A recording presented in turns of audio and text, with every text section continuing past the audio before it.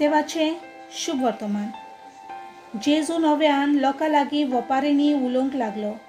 आपल्या पुताच्या लग्नाचो उत्सव केल्ल्या एका राजा पोरी सर्गीचे राज। लग्नाक होलवीक सांगलोल्यांक आपोवन हाडूंक ताणें आपल्या चाकरांक धाडले, पूण ते येना जाले।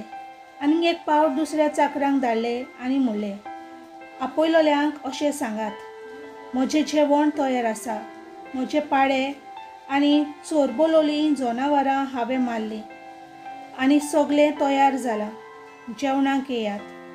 पूण तांणी बेपरवा केली आनी एकलो आपल्या भाटांत, दुसरो आपल्या वेपार धंद्याक गेलो। हेरांनी चाकरांक धरले, तांकां अपमान केलो आनी तांचो जीव काडलो। हें आयकून राजा रागाबरीत जालो आनी आपलीं लागसरां धाडून ताणें त्या प्राणघातक्यांचो भस्म केलो आनी तांचें नगर लासून उडयलें। उपरांत ताणें आपल्या चाकरांक सांगलें, लग्नाचें जेवण तर तयार आसा, पूण आपयलोल्यांक तें फावो ना जालें।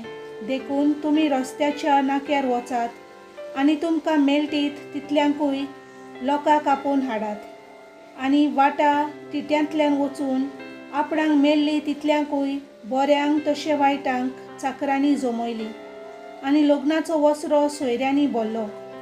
जेवणाक बसलोल्यांक पळोवचे खातीर राजा भितर ये जाल्यार लग्नाची न्हेसोण घालिनासतना थंय आसलोल्या एका मनशाक ताणें देखलो आनी ताका विचारलें, इश्टा, लग्नाचें जेवण नासतना तूं हांगा कसो भितर आयलोय?